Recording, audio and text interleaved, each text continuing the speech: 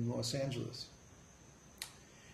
And her question was, there's so many temples and so many devotees and so much activities going on all over the world. How do you manage all this? Like, how do you deal with all this complexity, basically? And Prabhupada's answer was, oh, Krishna is dictating and we are simply following. And she was like, what? Krishna is telling you, and like that, and Prabhupada was just, yes. And then she kept like, she couldn't like accept the answer, right? And so Rameshwar was sitting next to Prabhupada, and he says, well, actually, Krishna is the intelligence within man, and so when we get some idea from our own intelligence, then... And Prabhupada goes, no. Krishna is directly instructing the spiritual master, face to face.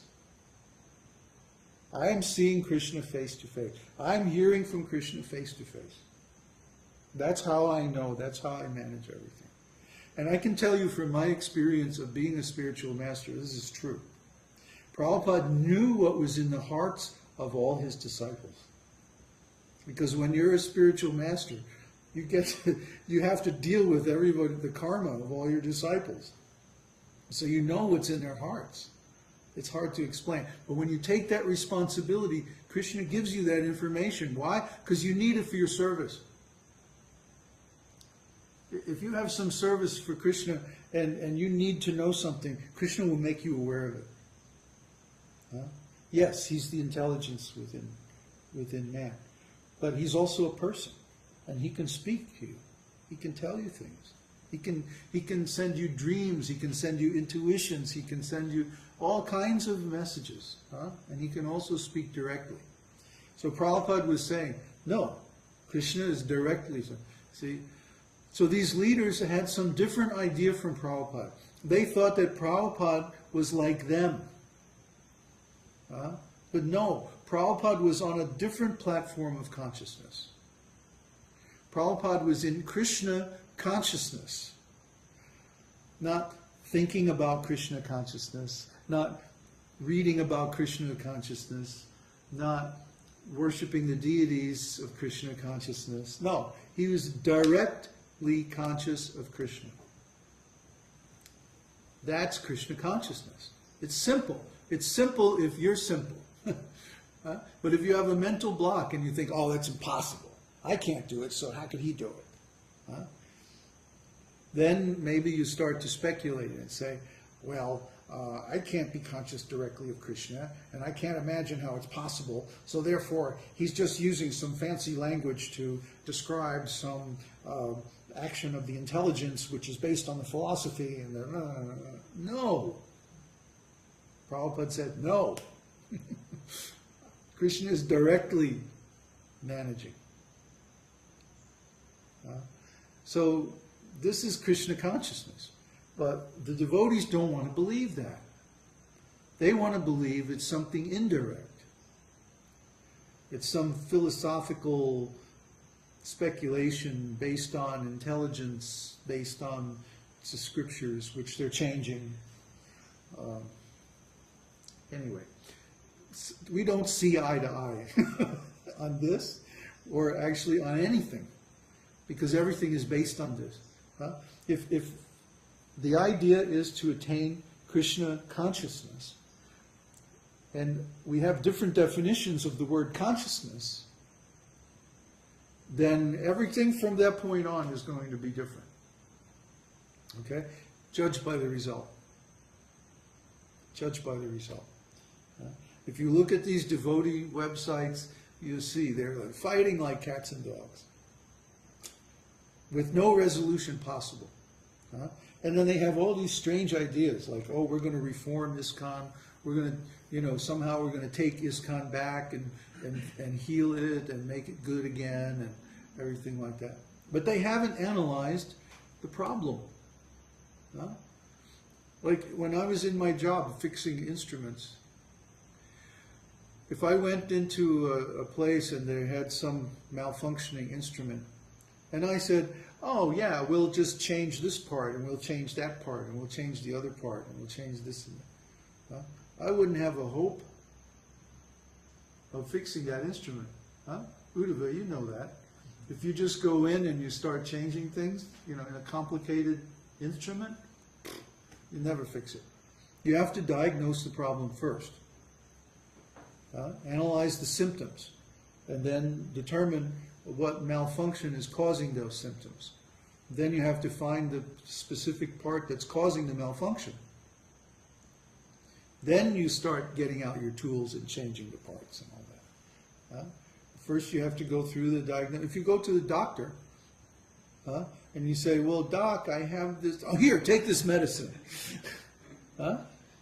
He hasn't even heard what's wrong with you, and he's already giving you the medicine. Are you going to trust this guy? If you do, you need to go to not a doctor, but a psychiatrist. No, the doctor, he should hear very patiently. When I move like this, it kind of hurts like this, and it feels funny, and blah, blah, blah. And then he can make the diagnosis. Maybe he does some tests like that. Then he gives the medicine. You see? So spiritual master has to be like that. He has to know how to diagnose the problems, the spiritual disease, the difficulties, the different disease of the heart that causes our material conditioning, our contamination, our being trapped in this material world. Why is this particular spirit soul stuck here in this material world? It means he got something wrong somewhere along the line. So we have to restore his understanding to the original. It's just like if your computer gets a virus or something, to restore it to its original function, you have to get that virus out. You have to clean the software, restore it to its original state. Sometimes you have to reinstall the whole thing, right? But that gets it down back to its original state, and then it will function like it's supposed to. So it's the same thing with us. We have some wrong understanding of spiritual life. And because of that, everything is messed up. We can't live the way we're supposed to live. We can't just be happy. We have to go through all this suffering in the material world. So what does Krishna consciousness do, or what is it supposed to do? It's supposed to reset our software to its original state.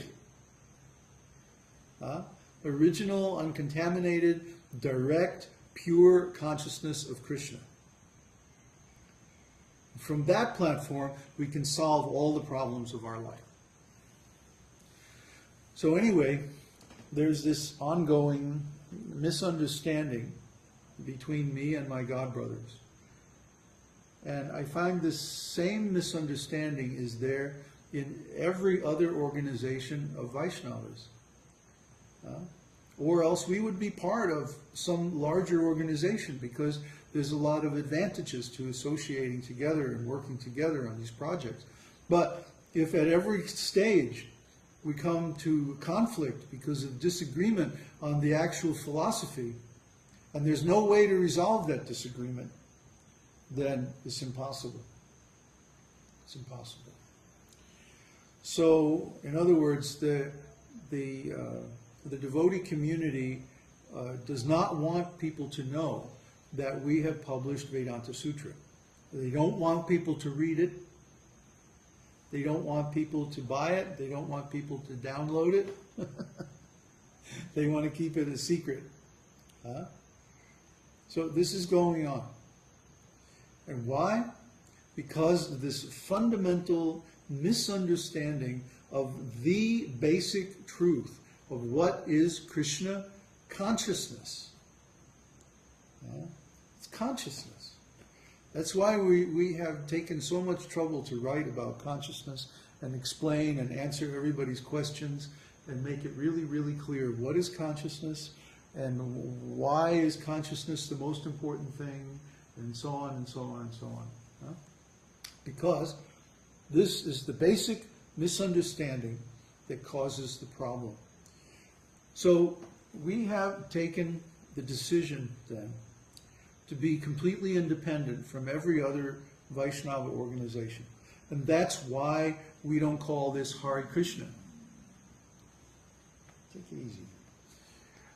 We don't call our mission Hare Krishna, because Hare Krishna has become identified, unfortunately, in the public mind with this misunderstanding, with this misinterpretation. Now, when people think of Hare Krishna, they think of monkey on a stick and all of that. Huh? Because the philosophical misunderstanding then leads to the management misunderstanding. Huh? And then the management misunderstanding then leads to the bad behavior of the devotees. Huh? And then sooner or later, it manifests in some big trouble, some big problem. And then the whole thing, the reputation of the whole mission becomes ruined.